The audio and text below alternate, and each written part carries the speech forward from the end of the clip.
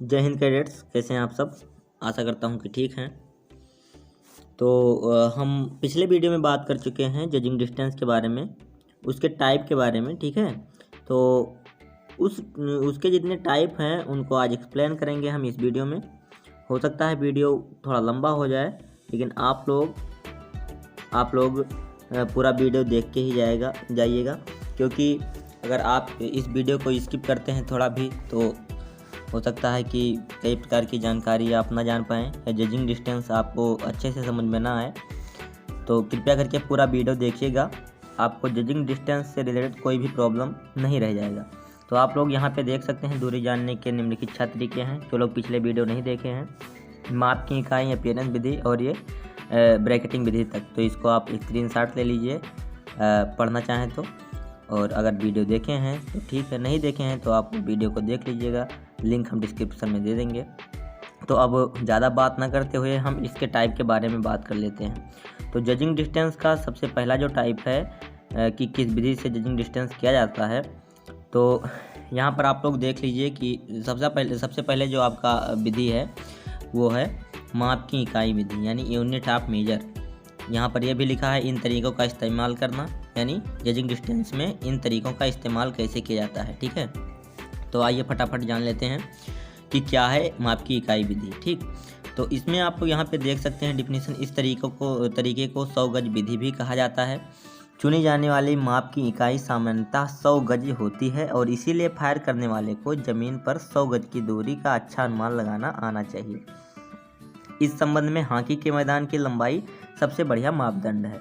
मतलब कि कोई एक ऐसी चीज़ होती है जिसकी मतलब दूरी 100 गज होती है और उसी से अनुमान लगा लिया जाता है और दूरी का। ठीक है, मतलब उसी के द्वारा हम दूरी का अनुमान लगा लेते हैं।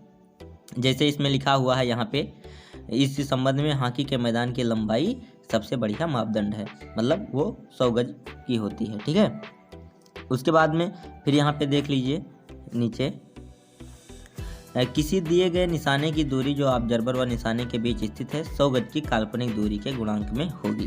ठीक है, इसके बाद में यहाँ पर यह भी लिखा है, यह तरीका 100 गज से ऊपर की दूरी नापने के लिए सटीक नहीं होता है। यदि ऑब्जर्वर और निशाने के बीच डेड ग्राउंड है तो यह तरीका कामयाब नहीं है। डेड ग्राउंड, इसके बारे में हम भी वीडियो बनाएंगे कि ग्राउंड जो आपका मैदान होता है कितने प्रकार का होता है। डेड ग्राउंड मतलब बीच में दबा हुआ ग्राउंड, तो तब ये अनुमान नहीं लगाया जा सकता है। यहाँ पे आप 5वां तरीका देख सकते हैं, यह तरीका 100 गज से ऊपर की दूरी नापने के लिए सटीक नहीं होता है। यदि ऑब्जर्व और निशाने के बीच डेड ग्राउंड है तो यह तरीका कामयाब नहीं है। ठीक है, तो अब देख लेते हैं फिर दूसरे विधि के बारे में, जिसका नाम क्या है, अपीयरेंस विधि। ठीक, यहाँ पे देख सकते हैं आप लोग अपीयरेंस विधि, इसको हिंदी में दिखाई विधि भी कहते हैं। तो आप लोग यहाँ पे देख लीजिए, विभिन्न दूरियों पर पूरी तरह से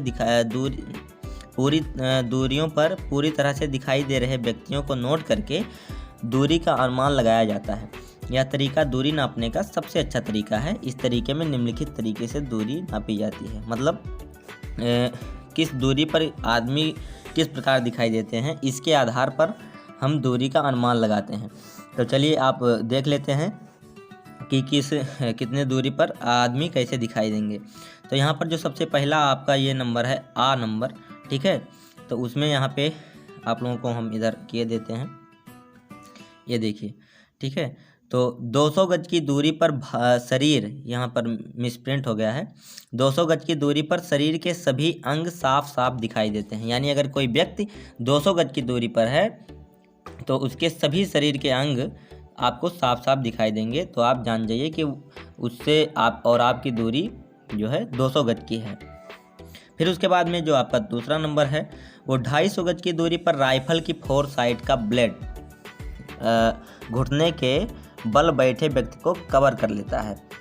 यानी अगर आप 250 गज की दूरी पर किसी व्यक्ति को देखते हैं और वो घुटने के बल बैठा हुआ है, तो आप अपने राइफल के 4 साइड ब्लेड से उसको अगर देखते हैं, अगर कवर हो जाता है, तो जान लीजिए कि वो 250 गज की दूरी पर है। ठीक है, इसके बाद में अब 300 गज की दूरी बहुत इंपॉर्टेंट है, ध्यान से देखिएगा और समझिएगा। ठीक है, अगर कोई चीज़ ना समझ में आए तो कमेंट में हमको कमेंट करिए, हम रिप्लाई देकर आपकी समस्या को दूर जरूर करेंगे, ठीक है।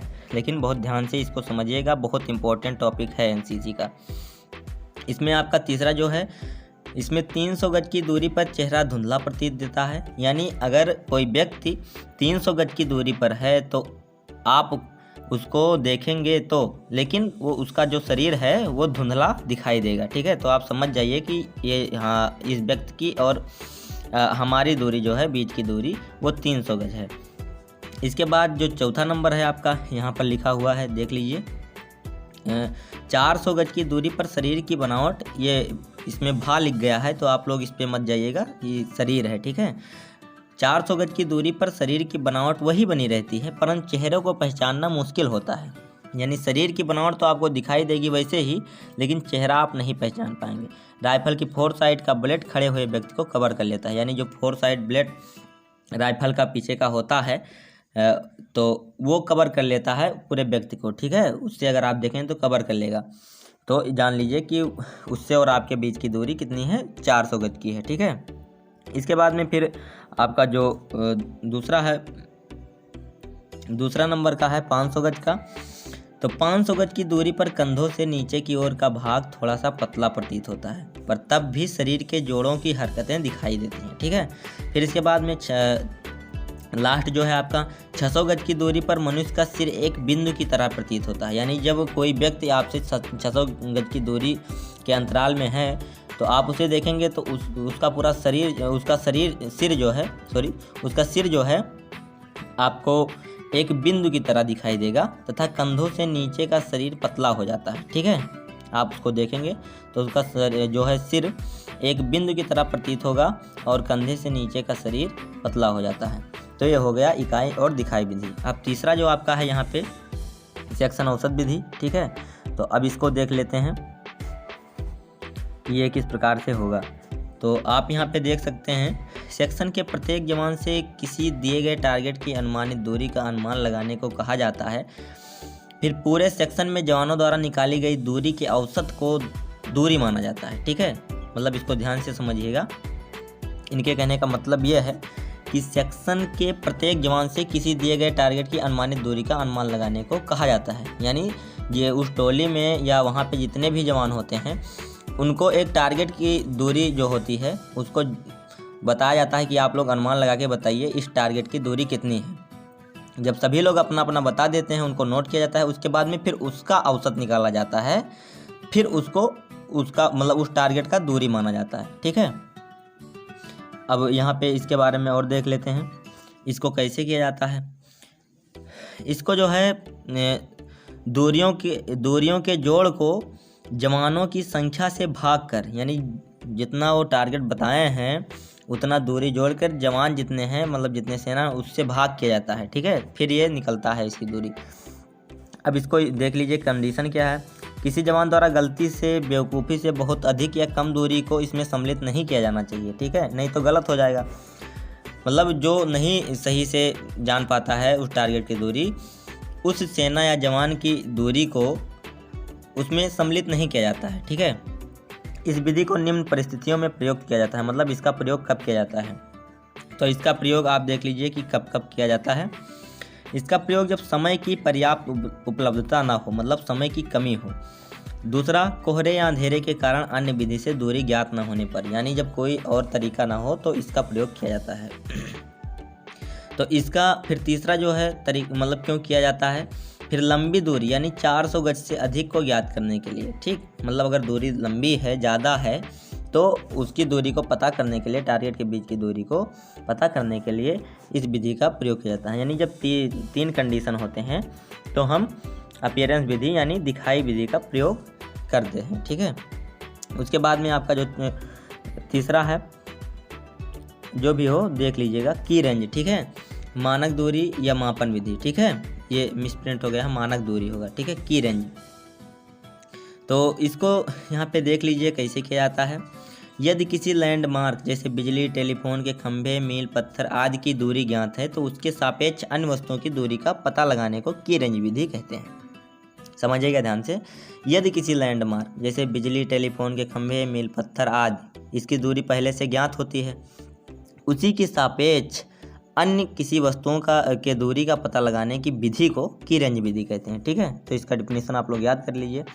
अब ये देख लीजिए, अर्धमापन विधि होता है इसका जो मतलब, फिर दूसरी विधि है, एक मापन विधि हो गया, एक अर्धमापन विधि है। ये देखिए हाल्विंग विधि जिसको कहते हैं। तो ये आपका जो है, इसके अंतर्गत दर्शक व लक्ष्य की अर्ध दूरी पर एक स्थान चिन्हित किया जाता है। यानी जो टारगेट है आपका, उसके और आपके बीच के अर्ध दूरी पर एक स्थान चिन्हित किया जाता है, मतलब उसका आधा भाग। टारगेट और आपके बीच की दूरी पर आधा जितना होता है, आधा भाग जहाँ पर आधा होता है वहाँ पर एक स्थान चिन्हित किया जाता है। फिर दर्शक व चिन्हित स्थान की मापित दूरी को दुगना कर, मतलब जहाँ पे वो स्थान चिन्हित किया गया है और जहाँ पर आप खड़े हैं वहाँ की दूरी को पहले देखा जाता है, फिर उस दूरी को दुगना कर दिया जाता है, तो लक्ष्य की दर्शक से वास्तविक दूरी ज्ञात हो जाती है। ठीक है, यहाँ पे आप लोग देख सकते हैं ये डिफिनीशन कैसे किया जाता है, इसको पढ़ लीजिएगा। अगर समझ में ना आए तो कमेंट में ज़रूर बताइएगा क्या चीज़ समझ में नहीं आ रही है। फिर उसके बाद में आपका ब्रैकेटिंग विधि, यहाँ पे ब्रैकेटिंग विधि है। तो अब ब्रैकेटिंग आपका जो लास्ट है वही विधि है। ठीक है, जजिंग डिस्टेंस का लास्ट विधि है ब्रैकेटिंग विधि। तो इसको आप लोग और मतलब ढंग से समझिएगा। ऑब्जर्वर लक्ष्य की संभावित अधिकतम तथा न्यूनतम दूरी का आकलन करता है। ठीक है, ऑब्जर्वर जो होता है लक्ष्य की संभावित अधिकतम तथा न्यूनतम, ठीक है, मतलब कितना हो सकता है, ज़्यादा से ज़्यादा कितना हो सकता है, कम से कम कितना होता है, इसका आकलन करता है जो ऑब्जर्वर होता है। और उसके बाद उनकी औसत दूरी, वास्तविक दूरी स्वीकार की जाती है, फिर उसका औसत निकाला जाता है, फिर उसको सही दूरी माना जाता है। उदाहरण यहाँ पर देख लीजिए, लिखा हुआ है उदाहरण कि यदि संभावित अधिकतम दूरी 1000 गज तथा संभावित दूरी 500 गज, तो इन दूरियों का औसत अर्थात साढ़े कितना हुआ, 1000 और 500 1500, इसको आधा करेंगे, इसका औसत निकालेंगे तो 750 गज, ठीक है, दूरी मानी जाएगी। जितनी अधिक दूरी होगी उतना व्यापक ब्रैकेट होगा, किंतु किसी भी स्थिति में ब्रैकेट 300 गज से कम नहीं होगा। ठीक है, तो ये आपके थे विधि। ठीक है, जजिंग डिस्टेंस कैसे कैसे किया जाता है, इसके बारे में और भी चीज़ें हैं, ये हम बताएंगे। ठीक है, मतलब ये आपको एकदम ज़रूरी है। अगर आप फर्स्ट ईयर के कैडेट हैं तो फर्स्ट ईयर में इतना लगभग आपको बताया जाएगा और ये आपको जानना ज़रूरी है। ठीक है, सबसे पहले क्या क्या था आपका, एक बार फिर से रिपीट कर दें, एक बार फिर से आपको रिपीट कर दे रहे हैं सभी चीज़ों को। सबसे पहले तो जजिंग डिस्टेंस का यहाँ पर परिभाषा लिखा है, आप लोग पढ़ सकते हैं। ठीक है, फिर दूरी जानने के तरीके 6 प्रकार के हैं। ठीक है, इसको भी आप लोग पढ़ सकते हैं। इसके बाद में हम सभी विधियों को एक्सप्लेन कर दिए हैं। अगर कोई चीज़ समझ में ना आए तो आप कमेंट में ज़रूर कमेंट करिएगा, कमेंट सेक्शन में हम आपका निवारण करेंगे। ठीक है, फिर इसका जो 6 तरीका है, 6 तरीका हम आपको एक्सप्लेन कर दिए। ठीक है, अपीयरेंस विधि, सेक्शन औसत विधि, मानक दूरी मापन विधि, कीरेंज, हाल्विंग, ब्रैकेटिंग। ठीक है, हिंदी इंग्लिश दोनों लिखा है, आपको जो सही लगे आप पढ़ सकते हैं, समझ सकते हैं। ठीक, और अगर वीडियो पसंद आया हो तो प्लीज़ आप लाइक करके जाना। ठीक है, वीडियो को सब्सक्राइब कर दीजिए, क्योंकि आप लोग अगर सब्सक्राइब करते हैं तो हमको भी वीडियो बनाने का थोड़ा सा मोटिवेशन मिलता है और मतलब हम भी थोड़ा क्या कहते हैं, मोटिवेट हो जाते हैं वीडियो बनाने के लिए। तो आप लोग अपना प्यार ऐसे ही बनाए रखिए, तो हमें भी थोड़ा और मोटिवेशन मिलेगी वीडियो बनाने के लिए। तो मिलते हैं और अगले टॉपिक को लेकर के बहुत जल्दी। तब तक के लिए जय हिंद, वंदे मातरम। आप लोग इसको रिवाइज करिए और जो चीज़ समझ में ना आए कमेंट करिए।